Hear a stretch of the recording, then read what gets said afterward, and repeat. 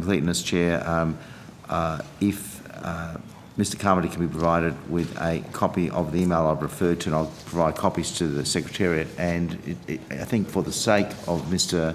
Carmody being able to respond to this, he should have a copy of that email. So you're referring to this email headed standard form? No, that's not the email. No, this is another. This is a document through the FI process, which hasn't been dated 6th of October 2017. Yep. There's three. I've got 3 copies.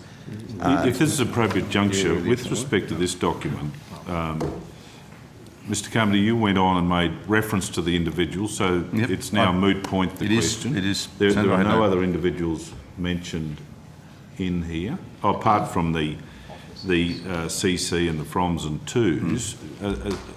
Senator, would you object to taking this back and tabling it again, redacting the names other than Mr. James?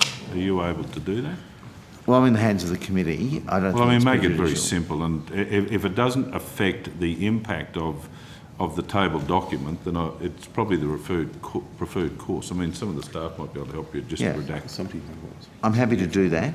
It's basically the processes of CASA in terms of dealing with this that I'm. Well, I'm open. If you don't want to do, if you say, I'm happy to do that. All right. So let's do that, and that'll help us, and then we can take a contingency resolution that the redacted document will be tabled. There'll be no objection.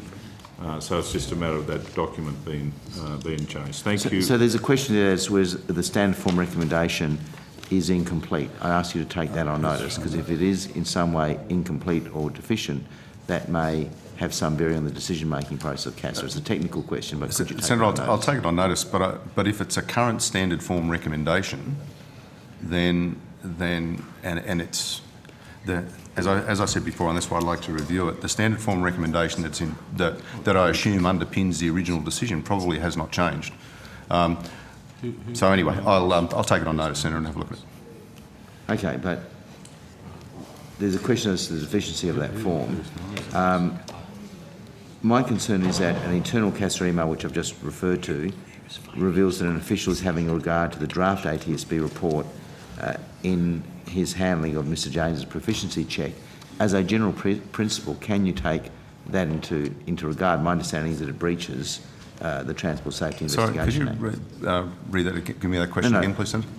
My concern with the internal CASA email that I'll be seeking to table. Just again, I don't want to disrupt, but is Mr. Carmody, do you have the email? No, okay, Chair. Sorry, a copy should have been provided. No, I do, but I've got some. Very difficult. Look, I don't want to delay things, but could you all just kindly give us a couple of minutes to have a conversation with the Senator in a private meeting? We'll suspend now for just 4 or 5 minutes. Okay.